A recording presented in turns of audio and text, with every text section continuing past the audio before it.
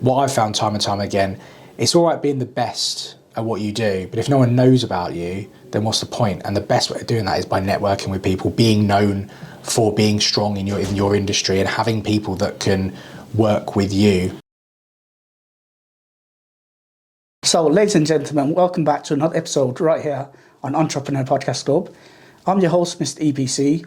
Put your hands together for a very special guest, Sam Norris. So, welcome to the show first and foremost. Thanks for having me. And thank you very much. Whoever you are. Thank you very much. So, do you just want to tell the viewers a bit about yourself? Yeah, so my name's Sam Norris. I have been dubbed the property investors broker. I have to say I didn't call myself that. Somebody else said it. And I run a company called Grand Union Finance. We specialise in helping property investors raise finance, basically, whether it be mortgages, bridging finance, development finance. And we've got a nice little team that all really understand property strategy. So we're there to support our clients in being very successful property entrepreneurs, essentially. That's what we do. Okay, fantastic. So just tell us a bit more about your company, when you started it, how you funded it, etc. Yeah, so like a lot of these things, it kind of happened partly by design, partly by accident. Myself and I actually started Grand Union with a business partner. We started back in 2020, and we had a lot of plans, but then the pandemic hit. And that kind of really fast forwarded those plans, because I was actually made redundant from the company that we were both working for at the time, because I was the only broker there with a salary, basically. Yeah. So they were like, you're the low hanging fruit. We'll get rid of you. And yeah, from that point, we actually opened the doors to Grand Union 2 months later, and we signed up our first client on day one. Wow, so okay. It was a really, really quick turnaround, full on, getting in touch with clients, really marketing, and yeah, getting underway very, very quickly. And then since then, we've been going now nearly 3 years. So June this year will be our 3-year anniversary. And wow. To be honest, in that time, I've bought out my business partner. We're up to a team of 5. We've never had a non-profitable month the entire time we've been working. So really solid platform now to really hopefully build out and have even more success, really. Yeah, okay, that's really fantastic progress in 3 years. Yeah, so I have to take stock of that sometimes. I'm a very ambitious person, and my mum is one of our employees now. She works as my PA. Yeah. She is actually a professional PA, I should add. If she wasn't my mum, I couldn't afford her. Yeah. She's very good at what she does. Yeah. And she's the one that constantly says to me, you need to actually take stock sometimes and sit back and go, shit, I've done this. Like this in quite a small space of time. I've done what other companies have taken a decade to do. Yeah. And so I'm pretty proud, and I love my team as well. So it's a good starting point, but I'm pretty ambitious. So yeah. I'm always thinking, what's the next step? What's the next step? What's the next step? 100%. So going back to you mentioned you got your first customer on your very first day. Yeah. How did you put yourself out there in terms of the company in order to get that customer? Well, look, we were really lucky because myself and my ex-business partner, he'd been in the industry at the time for 10 years. I'd been in the industry at the time for 13 years or so. So we've obviously built up enough contacts in that time, enough existing customers, clients. So it just so happened that one of our clients needed a refinance at that point, and we'd been openly telling the world that this was coming about. I'd already at that point managed to get a pretty decent social media presence.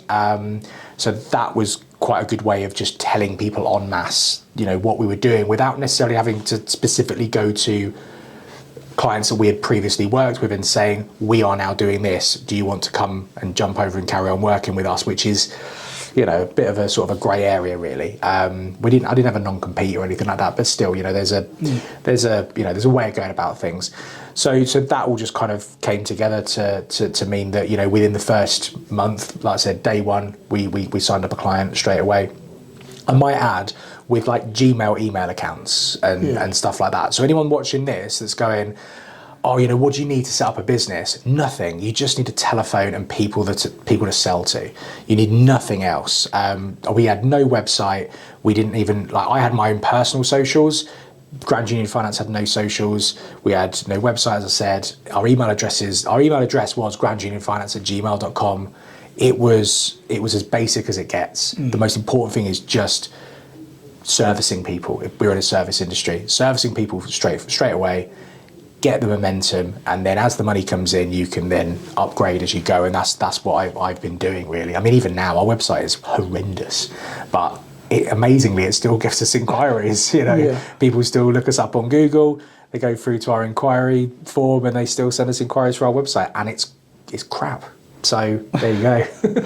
Fantastic. So I understand where you come from. It's like people, they look a bit into too much when they first start a business. I need to get this right, that right. Yeah. But the first step is actually starting. It doesn't matter how, where you're starting from. Yeah. Just start. It was, and it was also as easy as, and I understand that there's a lot that can be said for brand and creating a way that you want to work and because that's what all fits into that kind of thing, but honestly, I think that can come organically as you move through things. And we've even on sort of my personal social stuff, my personal branding has gone through various iterations of using different fonts and color schemes, all that kind of stuff. It evolves over time, and I think that you can get too caught up, I believe, in what's our logo going to be, what's the name of our company going to be. I live in a flat that looks out over the Grand Union Canal. So I looked out and went, Grand Union Finance, that sounds good, we'll use that. Yeah. It's as simple as that. It really was. And the logo was literally just going to be Grand Union Finance, just written in a font that I liked. I sent it to someone on Fiverr and just said, look, I've just created this on Canva. Can you just redo this in the best, highest resolution you possibly can? They completely misread, or I wasn't clear enough in my description of what I needed, and they came back with 3 designs for a logo, one of which I was like, that actually is really good and much better than what I did. We'll use that, thank you very much. Yeah. So if you spend too much time doing that, you're taking your focus away on actually what's important. And Grant Cardone's very big on saying this. When you start a business, cash is the most important thing.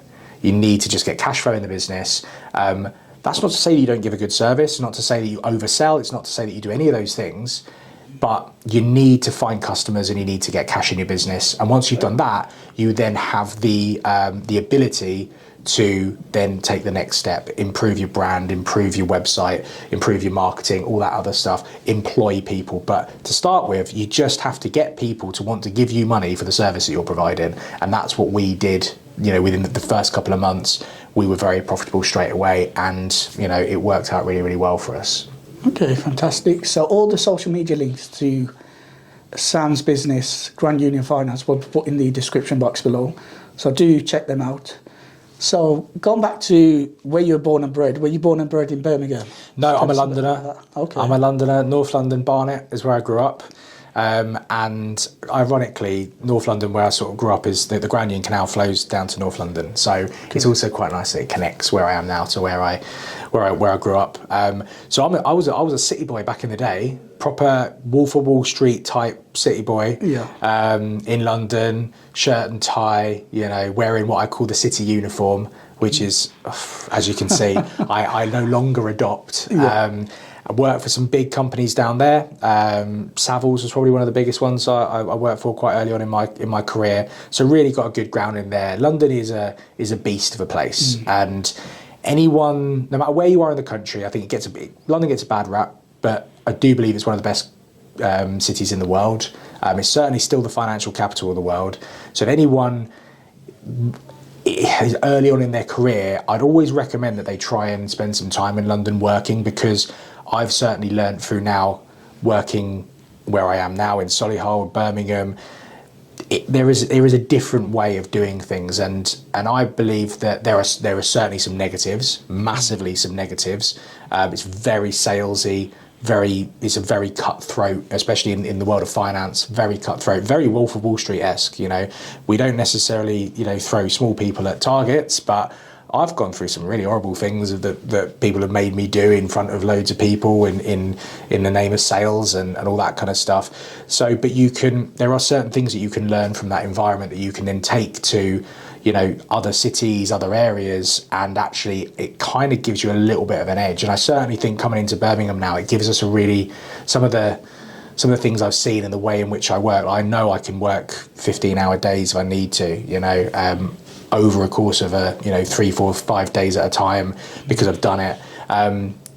And the sales mentality, if I needed to adopt that because I desperately needed to get some new clients in because we were falling short, I know I have the capabilities of doing it. I know how to do it. You really get taught how to network in that city as well. So it's I am a proud Londoner, but I'm also more than happy to not be living there anymore. I've done my stint, and it's nice to adopt a new city, and it's really nice to see the cultural differences between the two as well. Yeah, absolutely. So going into a bit more depth about your company, so you've got all these different products. So let's start with bridging loans. Yeah. So what is a bridging loan? My favourite subject, bridging. So bridging is a short-term mortgage. It really is. It's overcomplicated a lot. It gets a bad reputation because when bridging first came about, and a bridge really, when it was first sort of adopted or first came out as a product, it was there to bridge the gap between buying a new home for yourself and selling your old one. This was back in the day when we didn't have the regulation in the market that we do now. There are two main regulators in the financial space, which is the FCA, Financial Conduct Authority. Most people have heard of them. But we also have the PRA, the Prudential Regulatory Authority. We didn't have that when bridging first came about. So it was very much open to being for some scammers and these sorts of people. So a lot of people get concerned that bridging is a dangerous financial product to take out, and it really isn't. It's a short-term mortgage, heavily regulated. They have as much lack of power, I should say, to repossess your assets as if you're taking out a residential mortgage. It's not too dissimilar. They're still going to be doing all the same anti-money laundering checks and all this kind of stuff. It's a highly regulated space, but it's a short-term finance product. We use it primarily to allow our clients to buy properties in a much more flexible way. So we're working with investors. They might be doing exchange with delayed completions. They might be buying on lease options. They might be buying properties that they're extending the lease on as they complete. All of these things you can't do with a mortgage.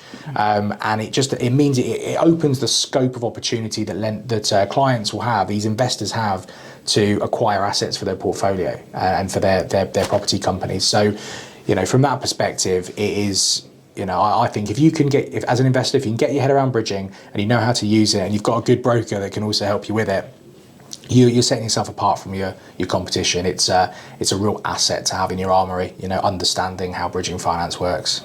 Okay, fantastic. And in terms of the terms for bridging loans, what are the different terms for a bridging loan? So generally it can be anything from 6 to 36 months. I can't remember the last time I did one at 6 months because I think it's quite dangerous. This is where, some of the bad things you hear about bridging are sometimes where it's clients have gone, oh well, I went over the term and they've hammered me with these extra fees. Well, you knew that to start with, and maybe you shouldn't have taken out the term that you did. You obviously clearly needed a bit more time, so you've got to be thinking about these sorts of things. But generally, we start at 12 months. And we'll deviate off that depending on what the situation is. For example, I spoke to a client this morning. They're doing a conversion of a property to an HMO. They reckon they'll be ready to refinance it onto an HMO mortgage at about month 7. So I've said to them, well, look, let's add another one onto that and just say give you an extra month 8. Then in reality, how long is it really going to take us to refinance in this market? Worst case scenario, it might be 3 months. That takes us to 11. So we might as well just stick with a 12-month term. That gives us that buffer. That gives us that time frame. Whereas an application we submitted yesterday for a bridge, client has said the work that's going to be done on this property is relatively minimal. They reckon it's going to be 3 months and then we'll be ready to remortgage. So realistically, we'll probably refinance pre 6 months. So a 9-month term on that is absolutely fine. And the reason why we want to be looking at the term is that one of the big differences between a mortgage and a bridging loan is with a mortgage, we talk about buy-to-let mortgages, you're paying your interest monthly. It's getting covered by the rental income that you're getting. With a bridge, you don't have that rental income because you're doing work to the property or whatever it might be. So what a lot of lenders would do is they'll do something called retained interest. So effectively, they'll say, we'll lend you X, but then out of that X, we're going to deduct the interest for the entire term of the loan. So if it's 12 months versus 9 months, that's a difference of 3 months worth of interest that's being deducted. So it changes how much you would need to put down as a deposit, essentially. So that's why we want to be really specific and strike that right balance, because we don't want to be putting too much down not enough down as a deposit, or holding stuff back. But we don't want to be caught short at the other end when we've gone in with too small a term, and we're suddenly getting right to the very end and we're getting to squeaky bum time. Are we going to get this refinance done in time? Are we going to sell the property in time? We want to give ourselves that buffer. So it's about trying to find that balance, really. Okay. So in terms of bridging loan, how long does it usually take for the bridging loan to get accepted? Yeah, so it's a quick process. It's there to be used for things like auction purchases where you might have 20 working days. What we try and aim for is between 10 and 15 working days to get it from start to finish. Sometimes we don't need to do that though, but we know what to do in order to do that. So great example would be, one of the things that slows bridging applications down is the legals. If you've not got a solicitor that truly understands, you really need a commercial conveyancer, not just a residential conveyancer, because bridging is commercial finance in a way. So you really want somebody that understands that, someone that's going to be really responsive, probably has a support team around them, and has done this kind of transaction before. We're very lucky. We work with loads. We know a load of solicitors that are great at that. So getting the right solicitor in place really helps. We can actually, in a very different way to the mortgage process, whereas you're going through all the same parts of a mortgage process, but whereas with a mortgage process, it's quite linear. You do your decision in principle, you do your application, you do your underwriting, you do your valuation, you get an offer, you do your legals. With a bridge, we can pretty much do all of that at the same time. We will get our initial terms, which is effectively our decision in principle, but then when we submit our application, when we're doing that, we are setting all the stuff to get the underwriting done. We're getting the valuations instructed, and for a lot of the time we're also instructing solicitors. Depends if the client needs speed, we'll do that, and there is a risk involved, because obviously if something pops up that causes an issue, you've already parted with a bit of cash. But for those that do need it quick, we can do it that way. We don't have to do it that way though. We could do it in a very similar linear fashion to how a mortgage is done, if there is no time sensitivity on the case. But realistically, we've got lenders that almost guarantee a 10 working day turnaround if we tick certain boxes.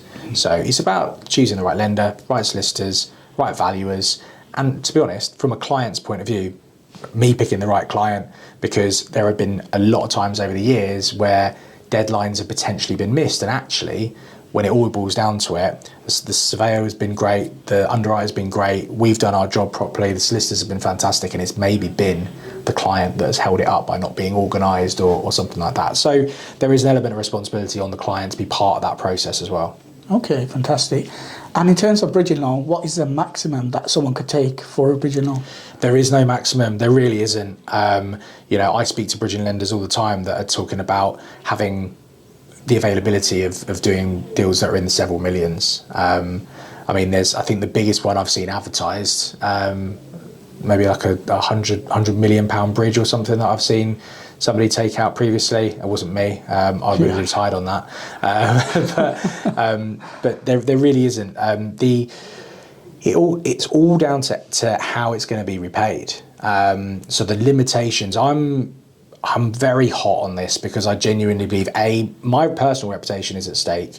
Secondly, I want my main focus is, and any broker's focus should be, that they want their client to be as successful as possible.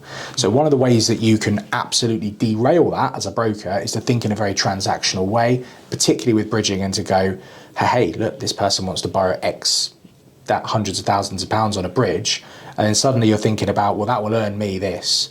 Well, actually, should they be borrowing that amount?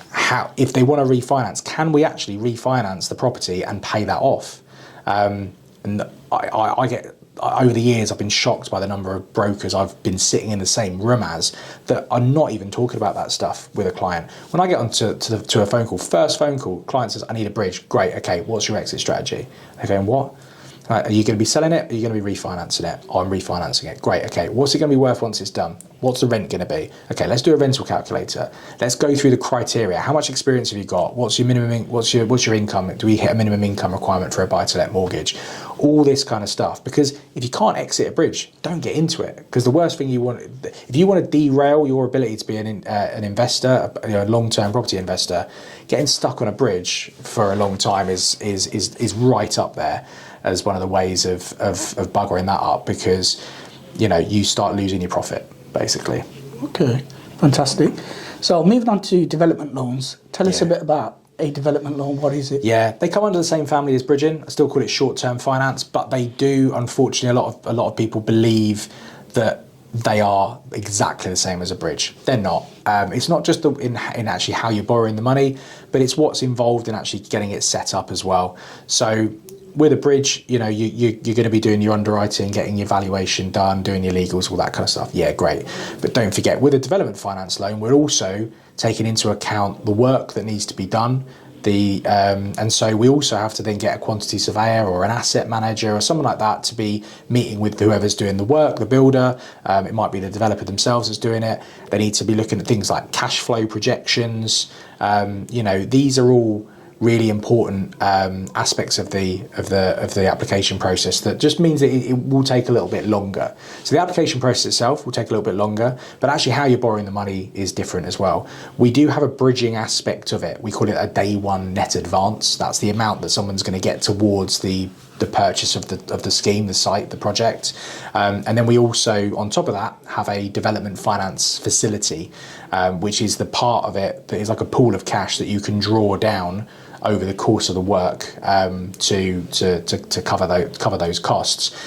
This is why we need that cash flow projection to be done at the beginning. So we look at what needs to be done, how long is it going to take, and at what points are we really going to need that money being drawn down. Now, those two aspects of the loan together form our overall facility, and that loan is worked out as a percentage of what the GDV is going to be, the gross development value for the project, not like a loan to value, like a bridging loan would be. So the overall can't go above a certain percentage of what the GDV is, and then it's split up, cover the cost of the works, what else remains, that can go towards the purchase. That day one net advance is still going to be limited to a loan to value of the purchase price, but obviously that type of finance really does allow you to borrow a lot more, cover a lot more of your costs, and should open up more avenues, as I said at the beginning, for clients to be a bit more creative in some of the sites they can go after. Okay, fantastic. So there's a lot of stuff on social media about bridging loans, development loans. So if someone takes a bridging loan, are they able to get a development loan later on for that same project? Yeah, not all lenders will do it. So generally what you're looking there is that sort of scenario will happen when you've got a client that maybe is buying a site that needs planning permission still. So there are some lenders, they can do both. And what they'll do is they'll underwrite for both. So they'll say, right, we're going to underwrite a development finance loan. So we're going to go through the application process, but we're not going to do that aspect of it until we've got the planning permission in place. And this is where, to be honest with you, a lot of the time I'll say to a client, look, maybe have a chat with the vendor, see if there is an opportunity for you to get an offer accepted subject to planning. Go and get the planning, delay the completion, because then we can just get the development finance day one. Otherwise, you are risking it a little bit. I mean, I've got clients, they know their areas inside out, they know the planning offices, they know they're going to get planning, and they're a much easier fix when it comes to finding the right lender. But yeah, all in all, it's not all lenders that would do it, but you have to obviously have a lender that can do both. But also you have to have a lender that's comfortable to say, we are going to lend on this asset. And worst case scenario, if you can't get the planning gain, we still have a loan, limited to a loan to value of the current value of this asset. So if you needed to change the planning or whatever it might be, we can do that, you can do that, and it's not impacting our loan. So that's, there's a few things that you need to think about before doing something like that, but it is possible, yeah, certainly. Okay, fantastic. So let's go into and look into a bit more statistic-wise.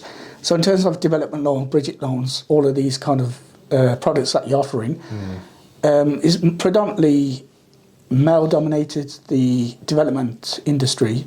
So have you noticed that as well? Yes. Having said that, probably one of my best clients is a woman. All my team are female as well. Okay. And on that point, and you have to be so careful what you say nowadays because it can always be misconstrued in a different way. One thing that really annoys me when I get people go, "Good for you," and I go, "What do you mean?" They go, "Good for you getting a all female team." I'm like, what are you talking about? I've just hired the people that are best for the job. I haven't hired them because they're females. Yeah. And I get quite annoyed by that. But yeah, you are right, and I think that men and women have different skills. They really do, and I've certainly noticed that through building my team. Funnily enough, I have let go of 2 people, and they've been the only 2 guys that I've actually onboarded. But yeah, I don't know. It's a weird one. It's a massive gulf, a huge gulf in the two, and I do think we've got a long way to go as an industry to equal that out. I think we're moving in the right direction. Do I think we're moving quickly enough? Probably not. But it's not women that are the problem. It's the guys that are the problem. Women know that they're brilliant at it. And there's a good select few of us guys that also completely recognise that a lot of the skills that that would be seen as that sort of female skills are far in advance of what us blokes can do. But it's down to us guys to recognise that and to go, hang on, no, this isn't right, because the girls already know. The girls already know that they're great. It's up to us to bring that level up. Okay, fantastic. So you spoke about refinancing before. So tell us a bit about refinancing, how exactly it works.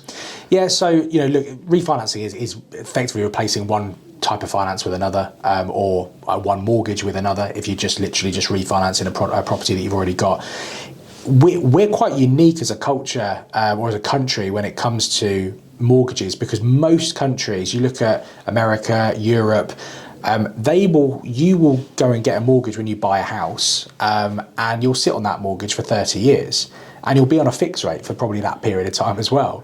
And so the concept of refinancing, remortgaging, is quite a British phenomenon. But the way that we do it here is we have fixed rate periods of 2, 3, 5 years on average, because of the market and how the rates and Bank of England base rate and all that kind of stuff has gone, and the effect that's had on interbanking loans. We are starting to see 10-year fixed rates, 7-year fixed rates and that sort of stuff as well now. But this is pretty normal for us. We'll have a term of 25 years, which means if we wanted to, we could keep that mortgage for 25 years or 30 years or whatever it might be. But we'll have this little period at the beginning where it's like, well, it's almost like your new customer discount.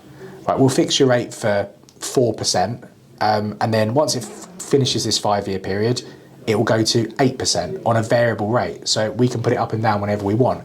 Well, clearly no one wants that. So then we've developed this market where you go, okay, at that point, I need to go and find another lender to replace this, because I don't want to go onto that 8% rate or whatever it might be.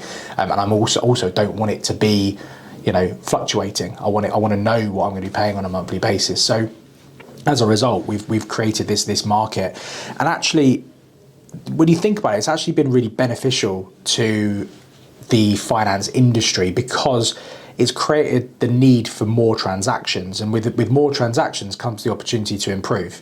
And I think that I genuinely believe, and I there's probably a lot of people watching this that will completely disagree with me, because they'll just be sick to death of going through these application processes. But I think we have one of the best banking and finance systems in the world. Number one, name me a country that's more secure than us from a finance point of view. I probably will end up disagreeing.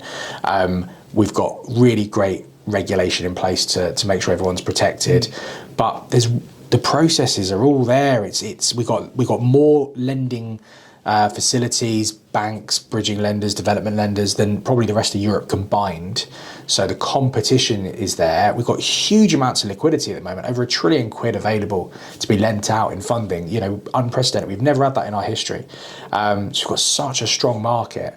So, the fact that we do remortgage, it means that there is a higher number of transactions, higher need for more lending, more banking, and more institutions that lend money. And so that, I think, has led to our system being market leading internationally, in my humble opinion. Okay, so moving on to BRRR.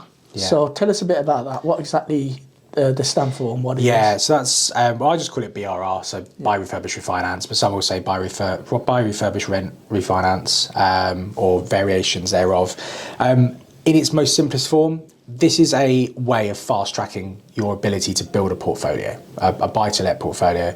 Instead of the old tried and tested method, you save a 25% deposit, you buy a house, you rent it out, you rinse and repeat, and it takes you, I mean, you will still get exponential growth because as you get more rent coming in, it reduces the time it takes you to find that next deposit.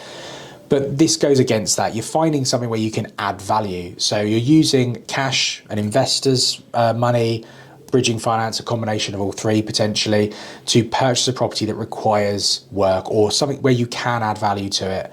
So then you're adding that value by refurbishing it, and then you can refinance onto a mortgage based on that higher level, and that 75% mortgage that you're going to raise should cover, well, you want to cover as much of the cost of buying that property as possible. So cover off any loans you've got, bridging, investors, whatever it might be, and then hopefully covering as much of the money you've personally put in as well. So back in the day when this used to be sort of what we call a money in, money out type scheme, you might put 50,000 into that and you're going to get 50,000 back out the other end. Well, that means that you have an infinite ability to grow that portfolio. There's no time that you need, time lag where you need to save more deposit money. The market doesn't quite lend itself to that type of deal anymore. So, you know, you're probably going to have to leave some money in. But by doing that, you are reducing the time that you need to find your next deposit. And so you are able to grow your portfolio a lot quicker, basically.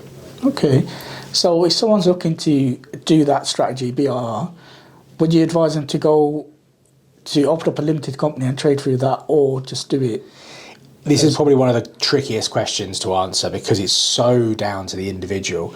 However, there are a lot of benefits to using a limited company. I think if you have aspirations of building a reasonable sized portfolio, when I say that, probably talk about 5 properties or more, sometimes it's best to start as you mean to go on.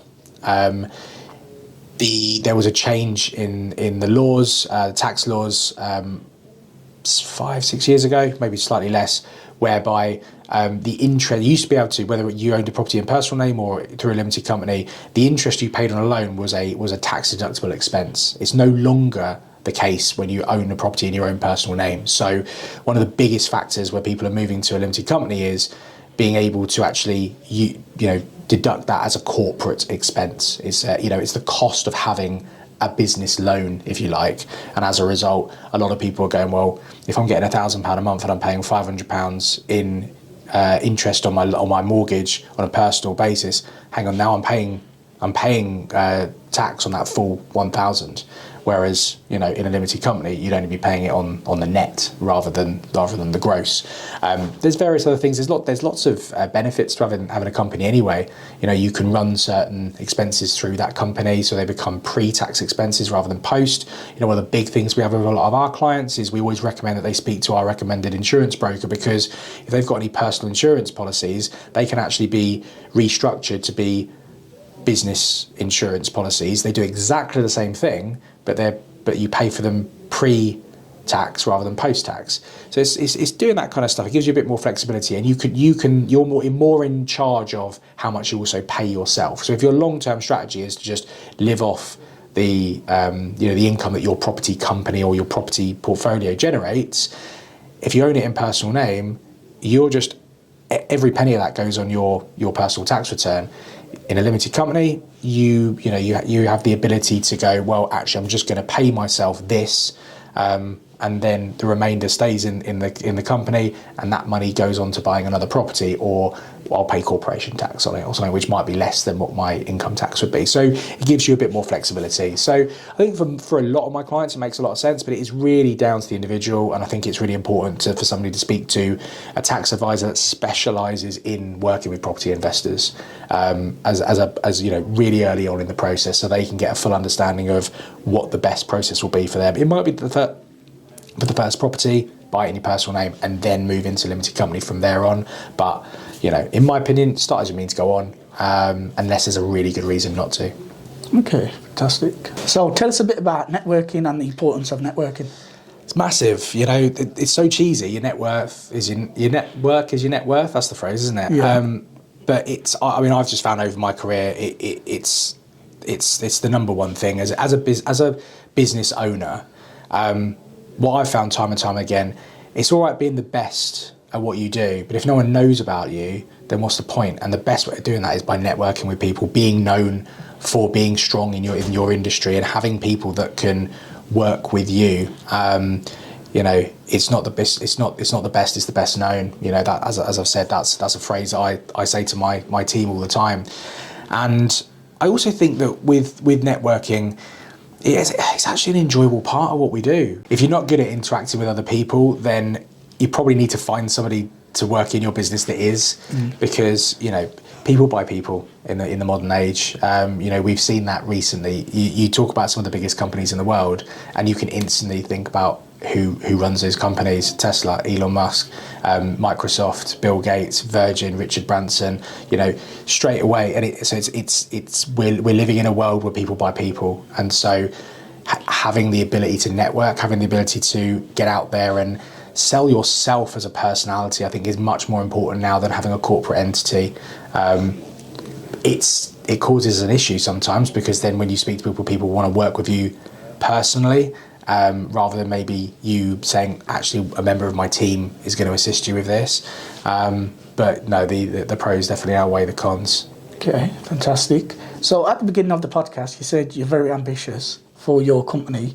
So tell us about the plans for the next 4 years for Grand Union Finance. Yeah, well, it's not just Grand Union. I see when I talk about the business, Grand Union is one part of that. I see. You want to be thinking about a business as a number of companies that can work together. And so for me, it's not just growing Grand Union. My big thing with Grand Union is not only do I want us to service our clients better than anyone in our industry, but I also want it to be a genuinely awesome place to work for people that work in our industry. Because I know, having been there, done it, and got the t-shirt in terms of doing the rounds, I'm a bit of a journeyman, to use a footballing analogy, when it comes to the industry and working in different places. I know that it's not the best industry to work in sometimes. You're not necessarily treated all that well. So I really want to create an environment where, and I'm happy to take a financial hit, I don't care, I'll pay people more as well, just to give them a great environment to work in, and be able to actually do, you know, be the best version of themselves. You know, I really want to create a good culture with Grand Union. It'd be good to open up, you know, potential other offices in other parts of the country, so that we can work with more people in more different areas. I certainly want to make us the dominating force in our industry in the West Midlands region. But on top of that, you know, there's other stuff that we're looking at. Myself and a business partner are looking at setting up a separate entity to look after Islamic finance, which is a real undernourished sector. We're also looking at another business that will help in the sort of M&A sector, so the mergers and acquisitions, SME finance, franchises, care homes, the business side of finance, and helping people raise finance to expand that, because M&A is a huge growth area at the moment. So it's not just about Grand Union. Grand Union is my baby, and we'll grow it out, and I want it to be, you know, as I said, a dominating force in our industry. But there are other, you know, complementary businesses that I think will fit really well alongside Grand Union, that will complement that and just allow us to help more and more people, basically. Okay, fantastic. So what advice could you give to someone who's looking to go into property for the first time? I think there's a multitude of things that I could give as advice. I think one of the big ones is have a really clear understanding as to what you're trying to achieve. There are too many people that I speak to and I say, what is your goal? And they say, I want to earn £10,000 a month. Well, isn't it funny how everyone in the country can survive on £10,000 a month? I say, have a clear goal, understand what you need to do to get there, and realise that the way in which you're going to get there might be different to how other people are going to get there. But clear goal, reverse engineer back. What do you need to do today to get to where you need to be in a year's time, to allow you to get to where you need to be in 5 years' time, to get to where you need to be to achieve your goal? And that's one of the big differentiators I see between some of my clients that are really on it and some of the people I've spoken to that I just think, I'm not sure you're quite cut out for this. Okay, fantastic. And that is it, ladies and gentlemen, for this episode. I've been your host, Mr. EPC. Big shout out to Sam for coming through. All Sam's social media links are shown in the description box below. So if you did like this video, please do hit that subscribe button and notification bell, and do look out for the next video. So thank you very much for watching.